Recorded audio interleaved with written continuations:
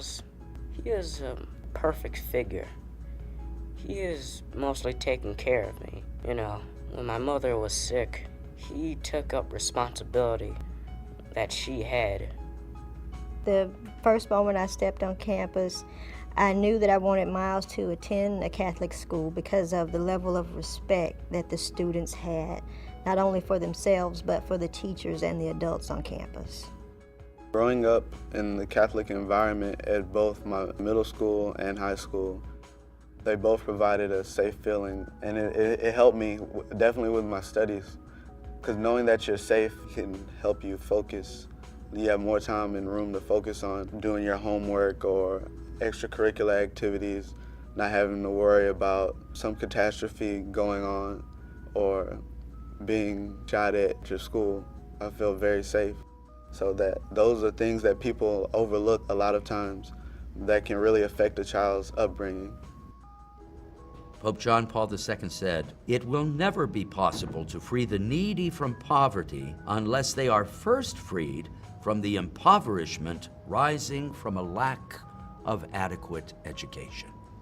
These 13 schools are in areas that are really challenged economically, and they often have challenges as neighborhoods and areas in need of jobs or in need of upgrade and facilities. Many of the buildings, because they're inner city, are older. The average age of the school buildings is about 60 years old. And so they have many challenges. But when these challenges can be addressed, there are wonderfully beautiful children in the middle of these areas. It has a stabilizing effect on the neighborhood.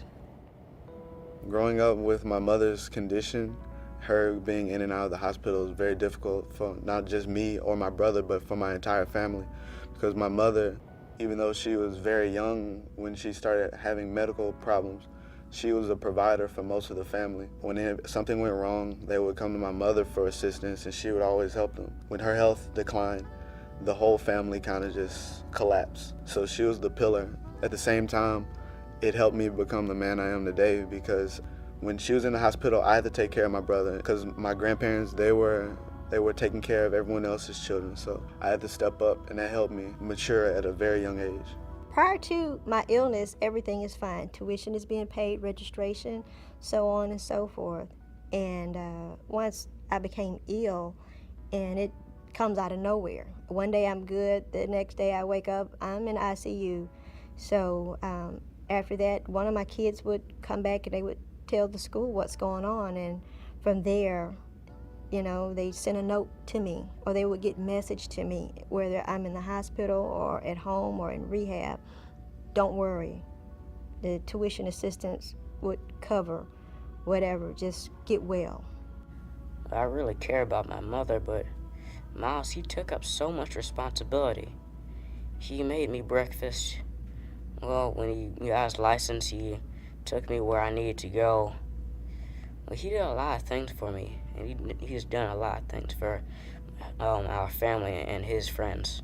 Our inner city Catholic schools, though producing wonderful results, they tend to live from hand to mouth. Not that our other Catholic schools don't do the same, but in a very special way, our Catholic inner city schools are in neighborhoods where the people have to sacrifice just to give a little to send their young people to our schools.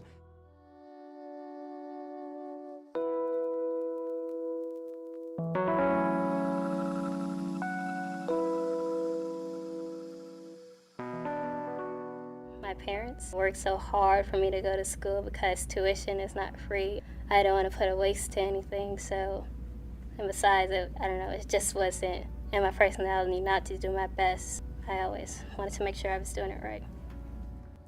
I felt the responsibility to be the best I could be because I saw the high cost of education.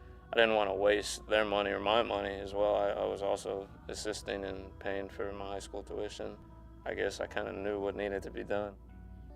The vision for the inner city schools is to continue to have them thrive, to continue to have them do as well as they're doing and even better with help from generous donors.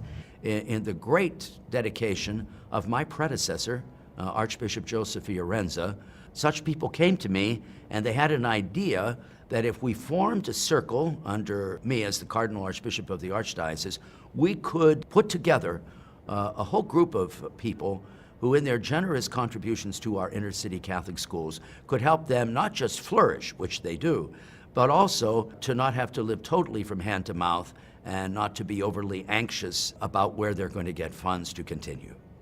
Some kids here think of him as a role model.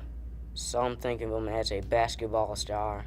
I just think of him as a really, really great brother.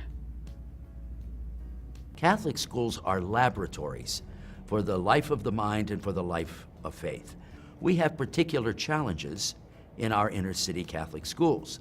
We have to give them a little more attention, but I want them to thrive. I want them to grow so that it doesn't matter whether you're rich or poor. If you really want to go to a Catholic school, we want to be able to give the resources so that parents and grandparents and children can be assured that they will receive a beautiful education in heart, mind, and spirit.